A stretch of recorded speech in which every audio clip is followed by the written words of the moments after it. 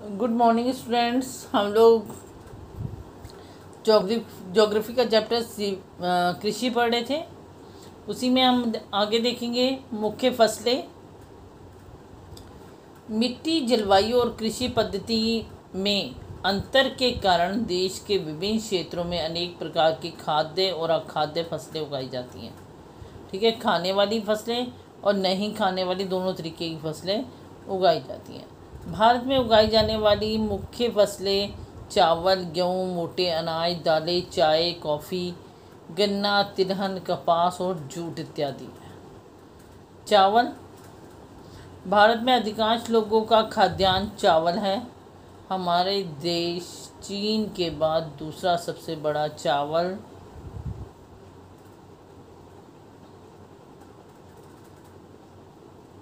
उत्पादक देश है। ठीक है, सबसे फर्स्ट नंबर पे आता है चीन और सेकंड नंबर पे आता है हमारा भारत चावल का उत्पादन करने में। और चावल अभी मैंने रबी और खरीफ की फसल बताई। आपको पता है चावल एक खरीफ की फसल है जिसे उगाने के लिए उच्च तापमान 25 डिग्री सेल्सियस से ऊपर और अधिक आर्द्रता 100 सेंटीमीटर से अधिक वर्षा की आवश्यकता होती है। कम वर्षा वाले क्षेत्रों में सिंचाई करके उगाया जाता है। अब उन्होंने क्या कहा कि ये खरीफ की फसल है। ठीक है, आपसे पूछा जाता है कि चावल की भूगोलिक परिस्थितियाँ क्या हैं, तो आपको पता होना चाहिए कैसे बतानी है हमें। तो हम कैसे बताएंगे कि इसे उगाने के लिए उच्च 25 सेल्सियस से ऊपर हमें तापमान की ज़रूरत होगी और 100 सेंटीमीटर से अधिक वर्षा की ज़रूरत होगी हमें इसके लिए। और जहाँ पर वर्षा कम होगी वहाँ सिंचाई करके इसे उगाया जाएगा। चावल उत्तर प्रदेश, उत्तर और उत्तर पूर्वी मैदानों, तटीय क्षेत्रों और डेल्टाई प्रदेशों में उगाया जाता है। नहरों के जाल और नलकूपों की संगतता के कारण पंजाब, हरियाणा, पश्चिम उत्तर प्रदेश और राजस्थान के कुछ कम वर्षा वाले क्षेत्रों में चावल की फसल उगाना संभव हो पाया है।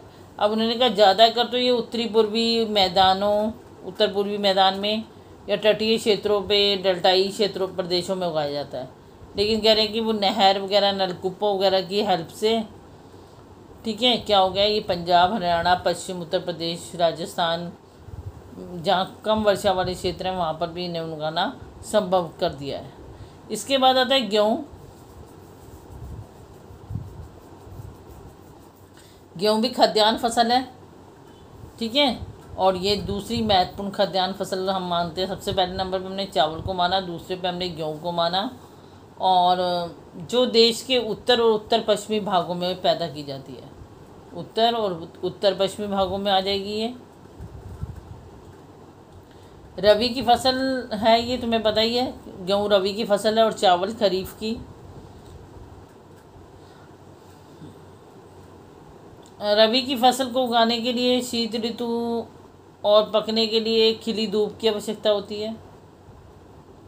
इसे उगाने के लिए समान रूप से वितरित 50 से 75 सेंटीमीटर वार्षिक वर्षा। कितनी वर्षा चाहिए इसमें? 50 से 75 सेंटीमीटर। और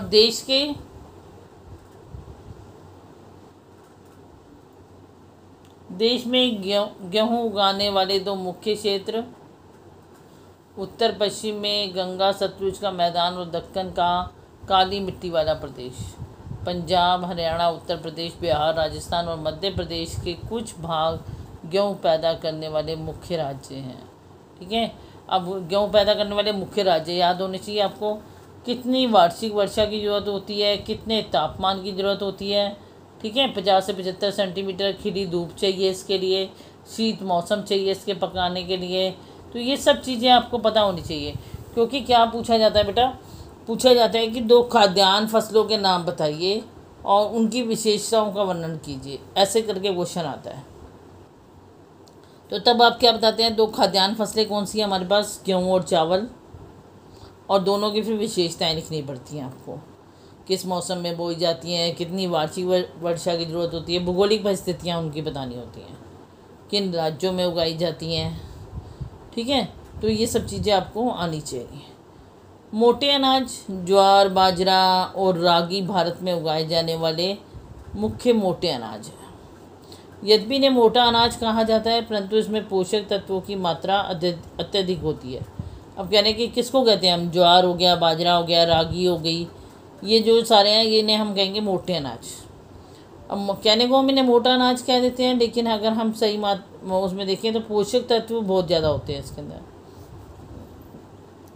उदाहरण के तौर पर रागी में प्रचुर मात्रा में क्या क्या पाया जाता है, लोहा, कैल्शियम, सूक्ष्म पोषक और भूसी मिलती है इससे। क्षेत्रफल और उत्पादन की दृष्टि से ज्वार देश की तीसरी महत्वपूर्ण फसल है। ठीक है, उन्होंने कहा कि काफ़ी मात्रा कैल्शियम वगैरह ज़्यादा होता है इसमें, रागी में लोहा होता है, कैल्शियम की मात्रा होती है, तो इसलिए इसको उगाया जाता है, फ़ायदेमंद होती है। और क्षेत्रफल और उत्पादक की दृष्टि से वो कह रहे हैं ज्वार भी जो है देश की महत्वपूर्ण खाद्यान्न फसल है। यह फसल वर्षा पर निर्भर होती है, अधिकतर आर्द्र क्षेत्रों में उगाए जाने के कारण इसके लिए सिंचाई की आवश्यकता नहीं होती। उन्होंने कहा कि ये ज़्यादातर ज्वार जो है आर्द्र क्षेत्रों में उगाई जाती है, जहाँ पर मतलब आर्द्रता ज़्यादा होती है, नमी ज़्यादा होती है, वहाँ उगा दिया जाता है, और ज़्यादातर ये वर्षा पर निर्भर होती है ये फसल।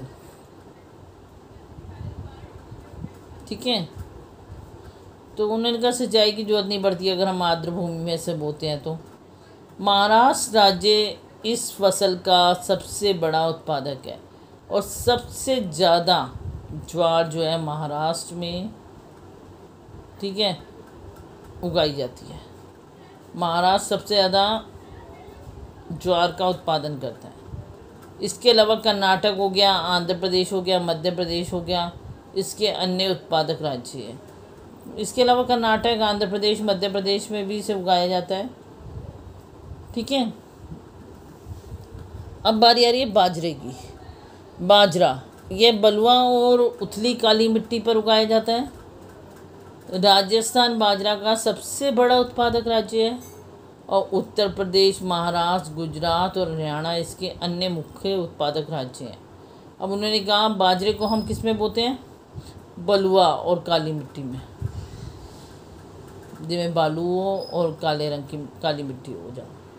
उन्होंने कहा राजस्थान में बाजरा सबसे ज़्यादा, बालूदार मिट्टी तो राजस्थान में ही पाई जाती है, सबसे ज़्यादा उत्पादक। इसके अलावा उत्तर प्रदेश, महाराष्ट्र, गुजरात, हरियाणा भी इसके उसी के साथ साथ पड़ते हैं, राजस्थान के साथ ये राज्य नीचे ऊपर, तो यहाँ पर भी बाजरा उगाया जाता है।